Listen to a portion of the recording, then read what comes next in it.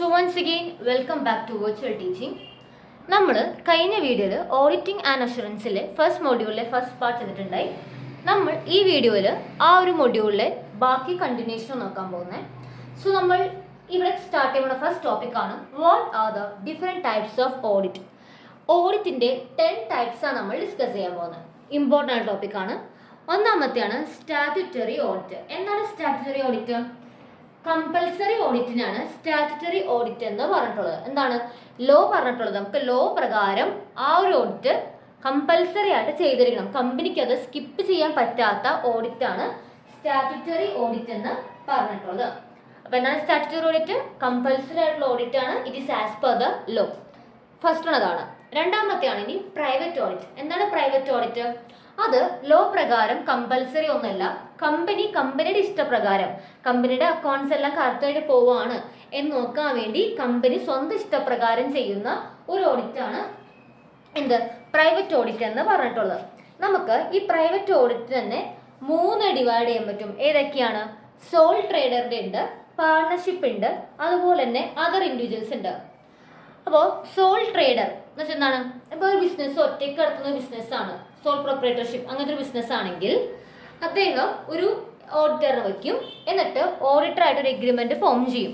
എന്നിട്ട് ആ ഒരു എഗ്രിമെൻറ്റിൽ പറഞ്ഞ കാര്യങ്ങളായിരിക്കും ഓഡിറ്റർ അവിടെ പെർഫോം ചെയ്യാൻ പോകുന്നത്. അപ്പോൾ എന്താണ്?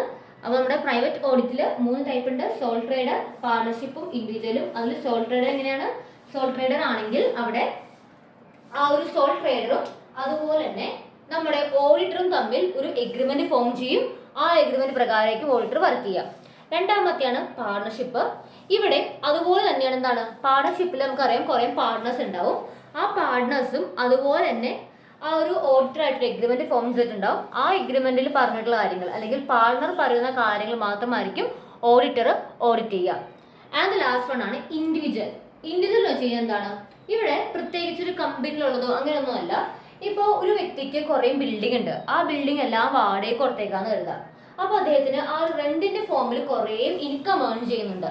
അപ്പോൾ ആ ഒരു ഇൻകത്തിന്റെ കാര്യങ്ങളൊക്കെ കറക്റ്റായിട്ടാണ് പോകുന്നത്.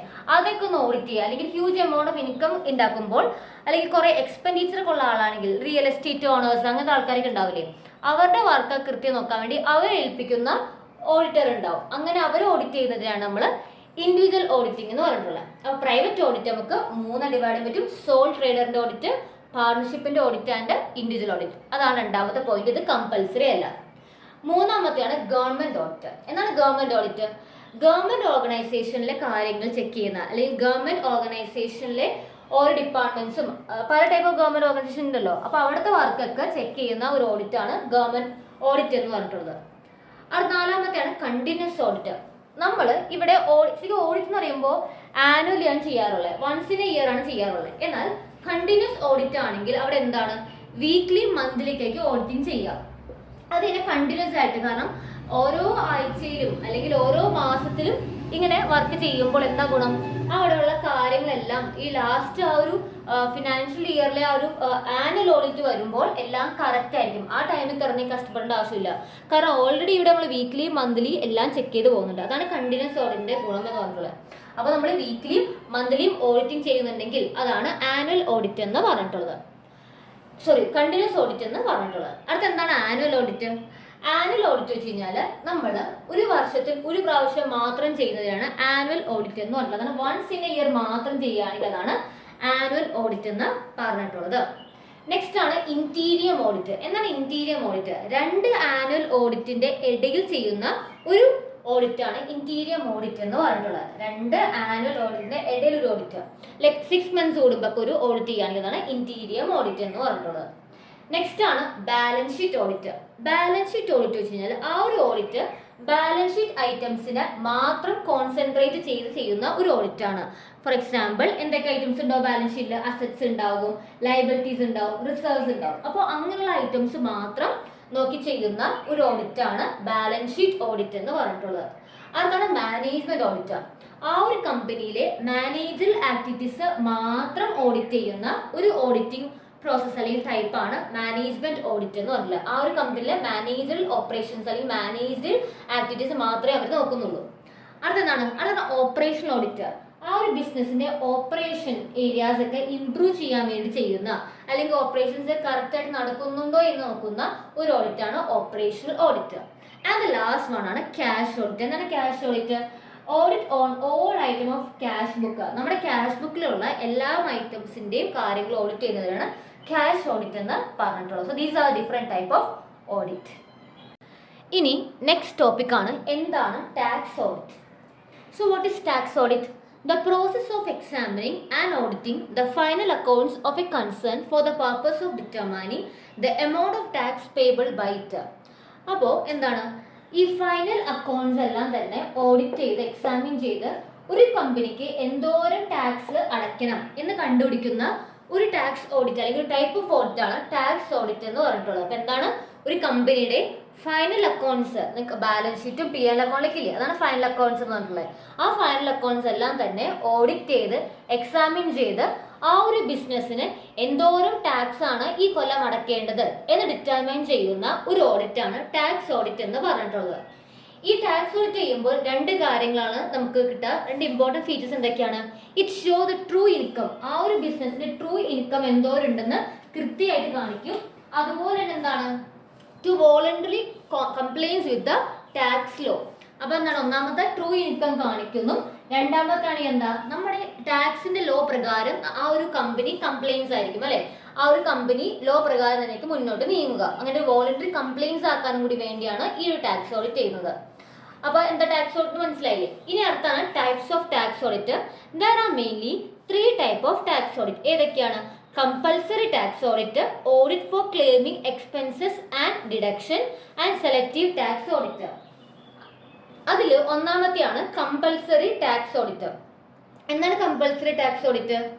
ഒരു പേഴ്സണ് 60 ലക്ഷത്തിൽ കൂടുതൽ ടേൺ ഓവർ ഉണ്ടെങ്കിൽ അല്ലെങ്കിൽ ഗ്രോസ് റെസിപ്റ്റ് ഉണ്ടെങ്കിൽ അദ്ദേഹം ഉറപ്പായിട്ടും ടാക്സ് ഓഡിറ്റ് നടത്തിയിരിക്കണം. എന്താണ് ഒന്നാമത്തെ പോയിന്റ്?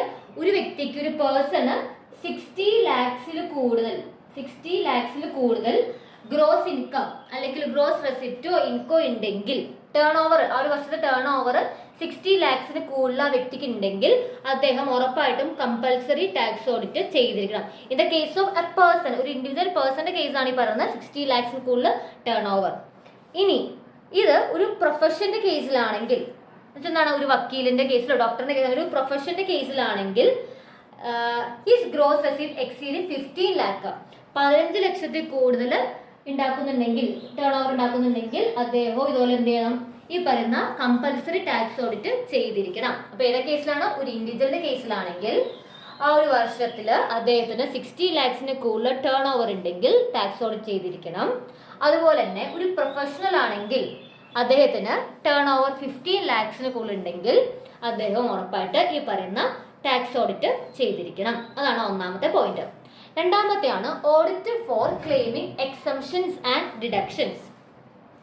നമുക്ക് ഇൻകം ടാക്സ് ആക്ട് പ്രകാരം എന്തെങ്കിലും എക്സംഷൻസും ഡിഡക്ഷൻസും കിട്ടാൻ വേണ്ടി അവരെന്ത് ചെയ്യുന്നു? ഈ സി എക്കാരന്റെ ഹെൽപ്പോടെ ഓഡിറ്റ് നടത്തിയിട്ട് എന്ത് ചെയ്യുന്നു? ഈ എക്സംഷൻസ് ഞങ്ങൾ പ്രാപ്തരാണ് എന്ന് പറഞ്ഞിട്ട് ഒരു ഡിക്ലറേഷൻ ഉണ്ടാക്കി കൊടുക്കുന്നു. അതിലൂടെ നമുക്ക് ടാക്സ് അടയ്ക്കാണ്ടിരിക്കാൻ വേണ്ടി പറ്റും. അപ്പൊ എന്താണ് നമ്മൾ ഓഡിറ്റ് നടത്തി ഒരു സി എക്കാരന്റെ കയ്യിൽ നിന്ന് നമ്മളൊരു ഒരു ഡിക്ലറേഷൻ മേടിക്കുകയാണ്. ഓഡിറ്റ് നടത്തിയപ്പോൾ ആ ഒരു കമ്പനി ഇൻകം ടാക്സ് അടയ്ക്കുന്നതിൽ നിന്ന് എക്സംപ്റ്റഡ് ആണ്, അല്ലെങ്കിൽ ഇത്രയും ടാക്സ് അടയ്ക്കണ്ട എന്ന് വരുത്താൻ വേണ്ടി നമുക്ക് എന്ത് ചെയ്യാം? ഓഡിറ്റ് ചെയ്യാവുന്നതാണ്. ഇനി മൂന്നാമത്തെയാണ് സെലക്റ്റീവ് ടാക്സ് ഓഡിറ്റ്. എന്താണ് സെലക്റ്റീവ് ടാക്സ് ഓഡിറ്റ് വെച്ച് കഴിഞ്ഞാൽ, ഇവിടെ നമ്മുടെ ആ ഒരു ഓഡിറ്റ് ചെയ്യുന്ന അസസിങ് ഓഫീസർ ഇല്ലേ, ആ അസസിങ് ഓഫീസർ അസസിയോട് പറയും, എന്താണ് കമ്പനിയോട് പറയും, ഒരു സി എക്കാരനെ വെച്ചിട്ട് എന്താണ് ഈ പറയുന്ന കാര്യങ്ങൾ, ഈ അക്കൗണ്ട്സ് എല്ലാം തന്നെ ഓഡിറ്റ് ചെയ്യാൻ പറയും. എന്നിട്ട് ആ ഒരു ഓഡിറ്റ് റിപ്പോർട്ട് ആ ഒരു ഓഫീസർ പറയുന്ന രീതിയിൽ എഴുതി പ്രിസ്ക്രൈബ്ഡ് ആ ഒരു ഫോമിൽ എഴുതി കൊടുക്കാൻ വേണ്ടി പറയും. അതാണ് സെലക്റ്റീവ് ടാക്സ് ഓഡിറ്റ്. ആ പറയുന്ന അക്കൗണ്ട്സുകൾ മാത്രമാണ് അവിടെ എന്ത് ചെയ്യേണ്ടത്? ഓഡിറ്റ് ചെയ്ത് ഓഡിറ്റർക്ക് കൊടുക്കേണ്ടത്. അപ്പോൾ അത് ആരുടെ ഇത് പ്രകാരമാണ്? ഈ പറയുന്ന അസസിങ് ഓഫീസർ പറഞ്ഞിട്ട് മാത്രമാണ് ഇവിടെ ആ ഒരു ഓഡിറ്റർ അല്ലെങ്കിൽ ആ ഒരു കമ്പനി ഓഡിറ്റ് പ്രിപ്പയർ ചെയ്യുന്നത്. മനസ്സിലായോ? അപ്പോൾ സെലക്റ്റീവ് ടാക്സ് ഓഡിറ്റ് വെച്ച് എന്താണ്?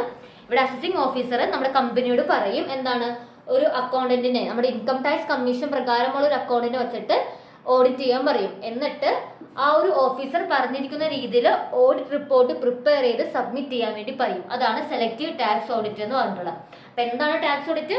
ടാക്സ്, ആ ഒരു വർഷം ആ ഒരു കമ്പനി എന്തോരം ടാക്സ് അടയ്ക്കണം എന്ന് കണ്ടുപിടിക്കാൻ വേണ്ടിയുള്ള ഒരു ഓഡിറ്റിംഗ് ആണ് ടാക്സ് ഓഡിറ്റ് എന്ന് പറഞ്ഞിട്ടുള്ളത്.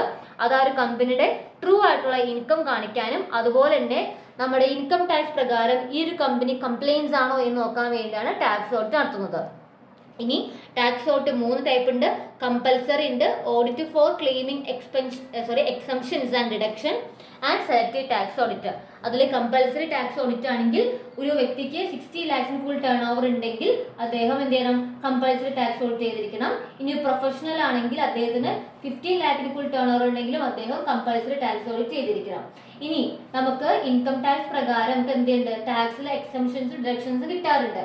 അപ്പൊ അത് കിട്ടാൻ വേണ്ടി നമ്മൾ ഓഡിറ്റ് ഇറക്കി സി എക്കാരന്റെ കയ്യിൽ നിന്ന് അല്ലെങ്കിൽ ഏതൊരു ചാർട്ടേഡ് അക്കൗണ്ടോ സി എക്കാരന്റെ കയ്യിൽ നമ്മൾ എന്ത് ചെയ്യുന്നു, ആ ഒരു ഡിക്ലറേഷൻ മേടിച്ച് ആ എക്സംഷൻ മേടിക്കുന്നു.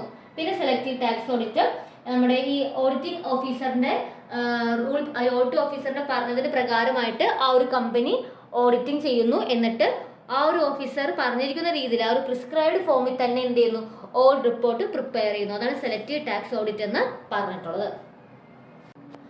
ഇനി നെക്സ്റ്റ് ടോപ്പിക് ആണ് പെർഫോമൻസ് ഓഡിറ്റ്. അപ്പോൾ എന്താണ് performance audit? It is an assessment of the activity of an organisation to see if the resources are being managed with due regard for economy and efficiency. അപ്പോൾ എന്താണ് performance audit എന്ന് പറഞ്ഞിട്ടുള്ളത്? അപ്പോൾ ഇവിടെ എന്താണ് assess ചെയ്യുന്നത്? ഇവിടെ ആ ഒരു ബിസിനസ്സിലെ റിസോഴ്സിനെയാണ് നോക്കുന്നത്. ഈ ബിസിനസ്സിലെ റിസോഴ്സിന്റെ എഫക്റ്റീവ് ആയിട്ട് നമ്മൾ യൂസ് ചെയ്യുന്നു, എക്കണോമിക്കലായിട്ട് യൂസ് ചെയ്യുന്നുണ്ടോ എന്ന് നോക്കുന്ന ഒരു ഓഡിറ്റാണ് പെർഫോമൻസ് ഓഡിറ്റ് എന്ന് പറഞ്ഞിട്ടുള്ളത്.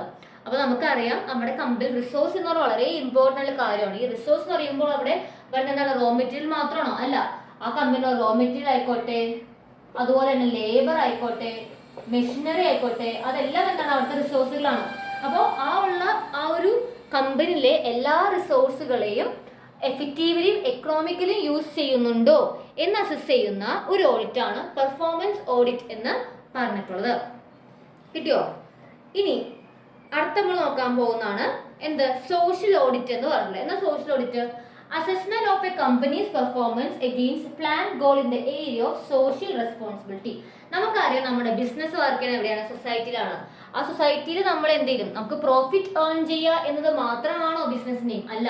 ബിസിനസ് സൈഡ് നോക്കുമ്പോൾ പ്രോഫിറ്റ് ഏൺ ചെയ്യൽ മാത്രമാണ്. പക്ഷെ എന്നാൽ പോലും നമ്മൾ വർക്ക് ചെയ്യുന്ന സൊസൈറ്റിയിലായത് തന്നെ സൊസൈറ്റിയോട് നമുക്ക് കുറച്ച് കമ്മിറ്റ്മെന്റ്സും കാര്യങ്ങളൊക്കെ ഉണ്ട്. അപ്പോൾ ആ ഒരു കമ്മിറ്റ്മെന്റ്സ് കമ്പനി ചെയ്യുന്നുണ്ടോ എന്ന് നോക്കുന്ന ഒന്നാണ് സോഷ്യൽ ഓഡിറ്റ് എന്ന് പറഞ്ഞിട്ടുള്ളത്. അപ്പോൾ കമ്പനി ആ ഒരു സമയത്ത് എന്താണ്, കമ്പനിക്ക് ഒരു ഗോൾ, പ്ലാൻഡ് ഗോൾ ഉണ്ടാവും in the area of social responsibility. ഇന്നതൊക്കെ സൊസൈറ്റിക്ക് വേണ്ടി ചെയ്യാം എന്ന് പറഞ്ഞ് നമ്മളൊരു അജണ്ട പോലെ പ്രിപ്പയർ ചെയ്തിട്ടുണ്ടാവും. അപ്പോൾ അത് പ്രകാരം കമ്പനി എല്ലാം ചെയ്തിട്ടുണ്ടോ എന്ന് അസസ് ചെയ്യുന്ന ഒന്നാണ്. അല്ലെങ്കിൽ കമ്പനി ഇത്ര എമൗണ്ട് ആ ഒരു വർക്കിന് വേണ്ടി മാറ്റി വെച്ചിട്ടുണ്ടോ, അപ്പോൾ അതൊക്കെ കൃത്യമായിട്ട് ചെയ്തിട്ടുണ്ടോ എന്ന് ചെക്ക് ചെയ്യുന്ന ഒരു ഓഡിറ്റാണ് സോഷ്യൽ ഓഡിറ്റ് എന്ന് പറഞ്ഞിട്ടുള്ളത്. അപ്പോൾ ഇതോടെ നമ്മുടെ ഫസ്റ്റ് മോഡ്യൂളിലെ ഇമ്പോർട്ടൻറ്റ് ടോപ്പിക്സ് എല്ലാം തന്നെ കവർ ചെയ്തിട്ടുണ്ട്, തീരാണ്. അപ്പോൾ ഇതിൽ മെയിനായി നോക്കുമ്പോൾ ഡിഫറെൻറ്റ് ടൈപ്പ് ഓഫ് ഓഡിറ്റ് ഇതിൻ്റെ ഫീച്ചേഴ്സും കാര്യങ്ങളൊക്കെയാണ്. അപ്പോൾ നമ്മൾ 2 വീഡിയോ ആയിട്ടാണ് ഫസ്റ്റ് മോഡ്യൂൾ തീർത്തിട്ടുള്ളത്. അപ്പോൾ 2 വീഡിയോയും കാണാം, നന്നായിട്ട് പഠിക്കാം. അപ്പോൾ നിങ്ങൾക്ക് വീഡിയോ യൂസ്ഫുൾ ആണെന്ന് തോന്നുകയാണെങ്കിൽ നിങ്ങളുടെ ഫ്രണ്ട്സിനോട് ഷെയർ ചെയ്യുക. നെക്സ്റ്റ് വീഡിയോയിൽ നെക്സ്റ്റ് മോഡ്യൂളിൽ വരുന്നതായിരിക്കും. Thanks for watching.